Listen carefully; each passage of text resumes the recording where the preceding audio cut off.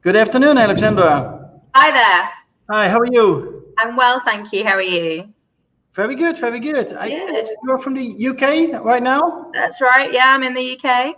So we have people from all over the world giving their opinions about the future of real estate, and we're now going to a new, different kind of topic. So last hour was the future of space as a service, and now we're going to talk about the future of houses for 1 hour. So I would like to give you the floor. I don't see. Yeah, there it comes. Yes, there it is. Great. That's looking good. Yeah, we see you, we hear you, and we have your presentation. Marvelous. Okay. Well, thank you for having me. And I know the future of housing is a huge topic to try and get into in a keynote. So I'll try and rattle through, but I'm very happy to respond to any kind of queries or questions afterwards. My details are there. So firstly, I want to clarify houses, housing, or homes, because your kind of marketing was talking about the future of houses. To me, that's a very specific, that's the product. And that is very much a construction conversation, actually.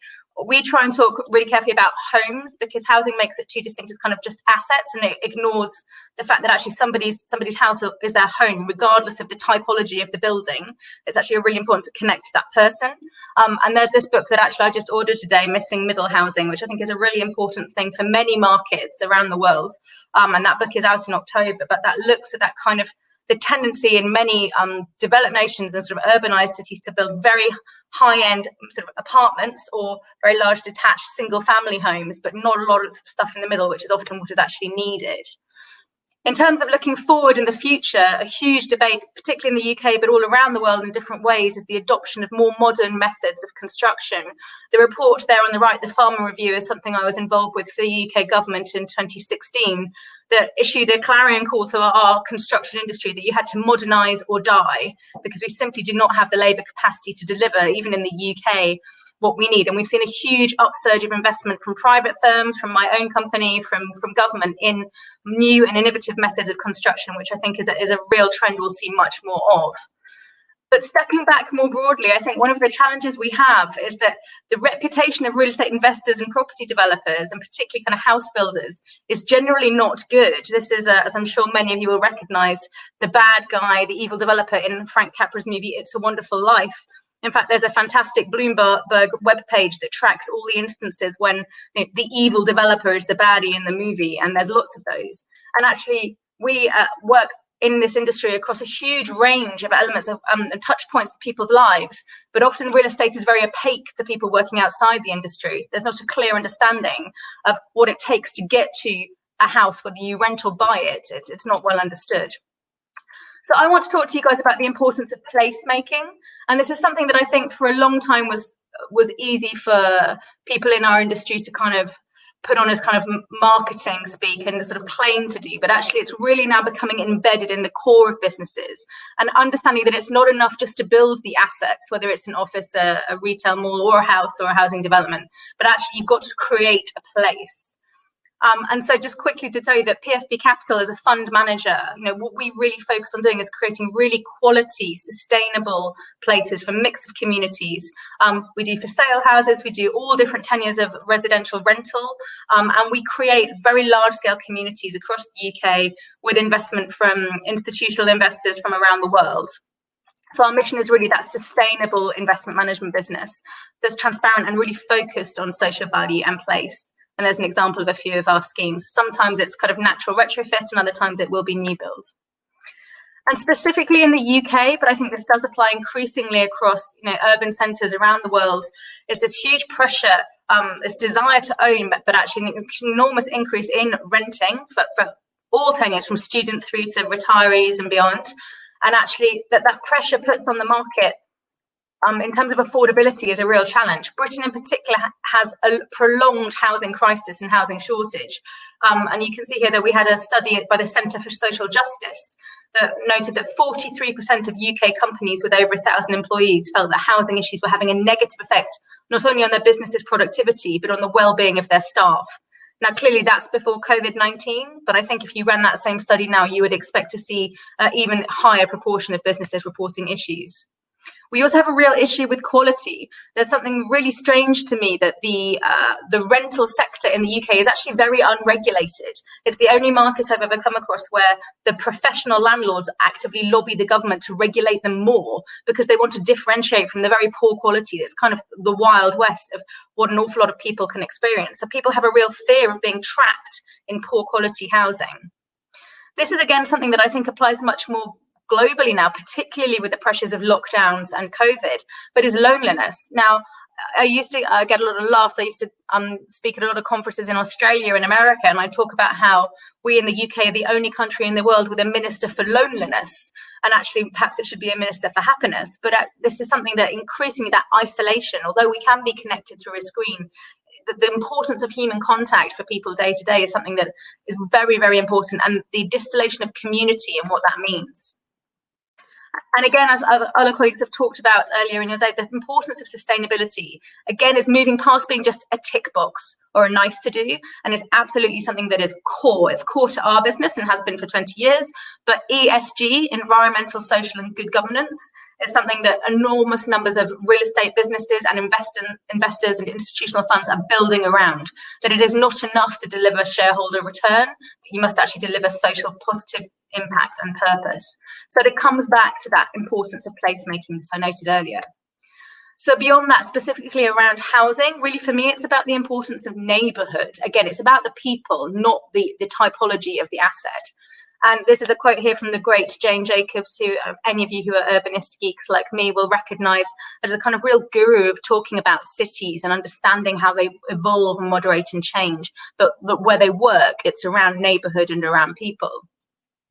And at the other angle of that, I want to talk about an example here in Sri Lanka, where the tea industry and the tea estates, and one of the legacies of, our British colonial imperialism, is families living on tea estates for generations, provided with housing and work and some kind of basic healthcare and sometimes education, but actually for a long time denied a very simple thing of an address, an individual address, which means that they could not move, they could not qualify for bank accounts, they could actually not better their lives. So there was a significant campaign there in 2008 to assign addresses to those line rooms. But it's very, very important to understand that the progression that having your own home allows you. Another issue I wanted to touch on is the complex debate around regeneration versus gentrification. This is something very alive in the UK, where we, as a very large scale regeneration player, we don't build kind of 10 or 50 houses at a time. We're quite often building communities of 1,000 or 2,000 homes and a whole mix of tenures. But there's a real challenge there of displacing existing communities. And it's very important to recognise when, with every good intention, a place that was kind of grimy and trendy and cheap has become so popular that it's pushed out the original community. And this is an example in South Africa. There's a great movie about it and a campaign called Reclaim the City, and some really important challenges that forcing people out of the areas that they feel really tied to. There's obviously apartheid connotations in South Africa with that, but it happens all around the world, and it's how you balance that need for new development and to regenerate an area with new investment and new people and new communities, because no place is static, but also allowing people to have a connection to a place where they may have been for a long time. Back to kind of typologies for a moment, all of you, I'm sure, will recognise the horrific Grenfell Tower fire in London. And this is something that is a really clear example of getting it wrong. This is a building that should not have been allowed to continue to be used for housing. The fact that it was used for social housing for the poorest and most vulnerable people, despite the fact that it was not really fit for purpose and was acknowledged to be so. Yet there was a huge community response around the kind of the initial rescue and also the support for residents affected afterwards. But that was a very clear failing of our kind of housing provision in the UK. And similarly, there was a scandal last year again in London, where a developer secured planning consent and delivered this scheme, but as you may see, the play area for the social housing block, so that the poorest people, for the children there, was essentially a 2-metre strip of concrete, and they were forbidden initially from joining the main play area for the for sale housing, which is clearly unethical in every possible way, but was actually legal and did secure a planning consent. And similarly, we have a real issue now, because there is such a shortage of housing in the UK, that buildings that were not designed as housing, that may have been offices or industrial buildings, are being granted consent to be converted. But into really dormitories and ghettos, frankly. And there's a real active live debate in the UK around what to do with this, that it might meet a short-term demand, but is not an appropriate place to house people for the long term. However, there are lots of examples of getting it right. So this one here, the mailing's from one of our JV partners, PfP Igloo, is a fantastic scheme in Newcastle that's all geared around sustainability, around community and engagement and activation. And even through lockdown, they've had a very, very strong community vibe there that's been really fantastic to see. Similarly, where I live in Bristol, this is somewhere that I spend a lot of my time, but Wapping Wharf is a fantastic scheme that mixes a social housing block with a for sale block, and you cannot tell the difference. You know, there is no pour door, they're fitted out beautifully, and it's a really vibrant hub with those kind of shipping crate containers full of restaurants and shops. And again, even through a lockdown and our kind of current COVID situation, it's still a really vibrant, mixed community in what was essentially an industrial site and a derelict part of the city. And Manchester is often hailed as a real success story in the UK here. These are actually modular houses that have been built with kind of the latest technology by Urban Splash and other of our JV partners, and a real success in terms of re-envisioning a place that had almost died. Conscious of time, one of the other points I wanted to raise was the rise and rise of well-being as a focus. Again, something that perhaps a few years ago was a token gesture in a marketing presentation, but is increasingly, and again with the impact of COVID, as the previous speaker said, something I think we will see more and more embedded, not only in investment decisions, but in design and the kinds of buildings that we develop, both commercially and as housing. And the demand for that is only going to increase. And there's a lot of work that's been done around future-proofing, as the title of this conference is, around residential-led places. So there's a book there that you can get for free from an architecture practice called Stride Truglawn, and they ran a whole campaign around shaping future places and kind of trying to, very short essays in that book, one of which I wrote, but that might help people who are interested. You can download that and have some thoughts around what future places might look like. There's also a fantastic organisation called Centric Lab, which combines science and psychology and health with sort of urban studies and development, and are doing a huge amount of work around creating an urban health index, initially for London, but I think that could be extrapolated more widely. And there's a cultural trend in that it's not just about owning one home, that renting and having more flexibility of tenure, and understanding that the tenant is now a customer. The same way that I'm a customer in a retail store and I might be online or I might be in the store, I'm actually a customer for my housing, whether I'm renting or buying. And traditionally, I think we've had a much more adversarial relationship between a tenant and a landlord. Also, there's a huge amount of really exciting work, and I'm sure we can talk about this in the roundtable with other colleagues who are more directly involved, but around automation, AI, building in the Internet of Things. We're certainly having that in all of our buildings.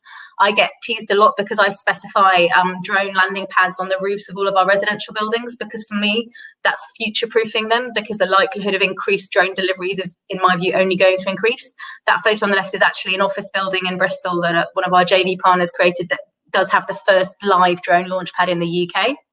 But on the right, some of you may remember the story of Marvin, the security robot, who didn't have any kind of malfunction, but just apparently was unhappy enough that he drove himself into the pond. So I think we're a little way off from full automation.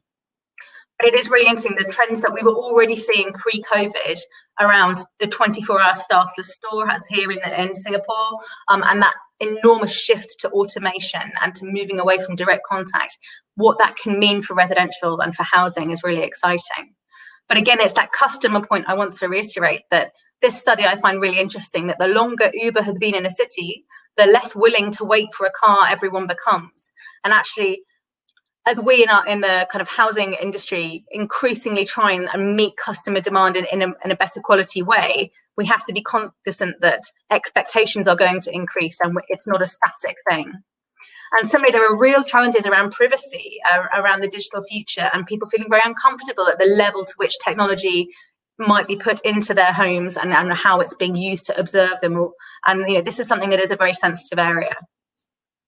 But fundamentally, technology in isolation is useless. And as I said here, future-proofing is the greatest challenge. None of us has the crystal ball. None of us predicted COVID-19, for instance, and we've all had to adapt.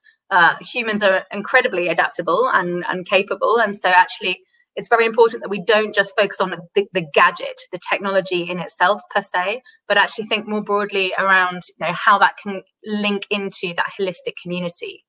And really what I wanted to conclude was that successful places put people first, and that is the most important point, that you acknowledge the role of the end user, of the customer, in creating a successful place. It's not enough just to build the buildings, to build the houses or the apartments or whatever it is, but you've got to really think about the public realm, the green space, and the interaction and the flow through between those.